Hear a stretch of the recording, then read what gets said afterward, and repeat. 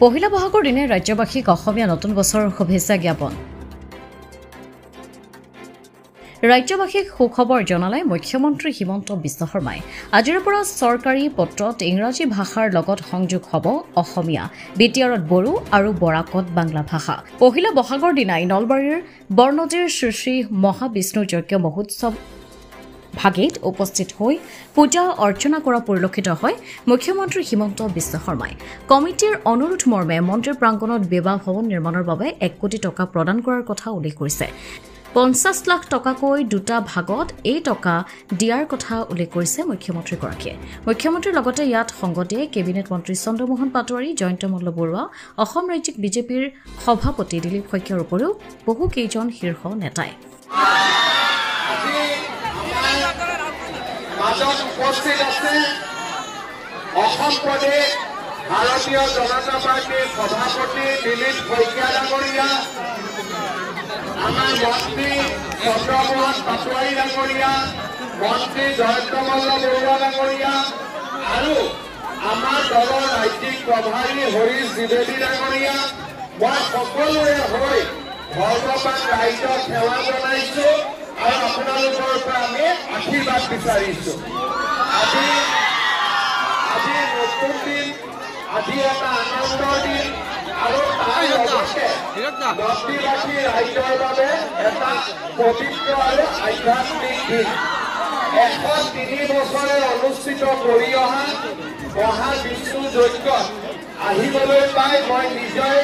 নিজকে পৰম ভাগ্যৱান বুলি অনুভৱ কৰিছো আৰু আপোনালোকৰ মৰম চেনেহ দেখা পাই সঁচাকৈয়ে মই আনন্দিত হৈছো মই আপোনালোকক এটাই অনুৰোধ কৰিম সদায় যেন আপোনালোকে আমাক এনেকৈ আশীৰ্বাদ দি থাকে আমি যাতে আপোনালোকৰ আশীৰ্বাদেৰে বলীয়ান হৈ শক্তিবদ্ধ হৈ অসমবাসী ৰাইজৰ বাবে কাম কৰি যাব পাৰোঁ অসমৰ উন্নয়নৰ বাবে কাম কৰি যাব পাৰোঁ মই বিশেষ আজি যজ্ঞৰ সময় বিশেষ ক'ব খোজা নাই যজ্ঞ সমিতিয়ে মোক অনুৰোধ কৰিছে চন্দ্ৰমোহন পাটোৱাৰী ডাঙৰীয়াই মোক অনুৰোধ কৰিছে যে এই মন্দিৰত এটা সুন্দৰ বিবাহ ভৱন এটা নিৰ্মাণ কৰি দিব লাগে মই বিবাহ ভৱনটি নিৰ্মাণৰ বাবে এই কমিটি আমাৰ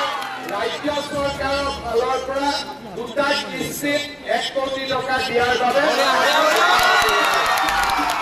প্ৰথমতে 50 লাখ টকা দি 50 লাখ টকা সৎ ব্যৱহাৰ হ'লে আৰু 50 লাখ টকা আপোনালোকলৈকে আগবঢ়াই সকলোকে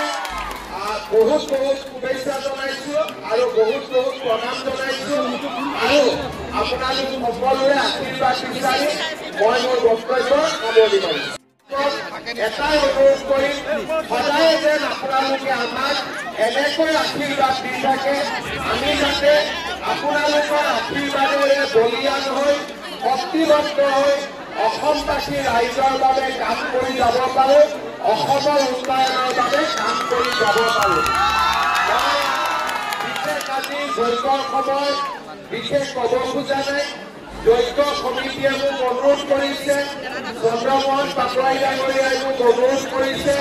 যে এই মন্দিৰত এটা সুন্দৰ বিবাহ ভৱন এটা নিৰ্মাণ কৰি দিব লাগে মই বিবাহ ভৱনটি নিৰ্মাণৰ বাবে এই কমিটি আমাৰ ৰাজ্য চৰকাৰৰ ফালৰ পৰা দুটা কিস্তিত 1 কোটি টকা দিয়াৰ বাবে প্ৰথমতে 50 লাখ টকা দি 50 লাখ টকা সৎ ব্যৱহাৰ হ'লে আৰু 50 লাখ টকা আপোনালোকলৈকে আগবঢ়াই সকলোকে বহুত শুভেচ্ছা জনাইছো আৰু বহুত প্ৰণাম জনাইছো আৰু আপোনালোক সকলোৰে আশীৰ্বাদ বিচাৰি মই মোৰ বক্তব্য সামৰণি মাৰিছো নলবাৰীৰ পৰা ভৱজিৎ বৰ্মনৰ ৰিপৰ্ট অমৃত প্ৰবাহ অসমীয়া সাপ্তাহিক কাকতৰ ডিজিটেল সংস্কৰণ অমৃত নিউজ সত্যৰ সন্ধানত অমৃত নিউজ।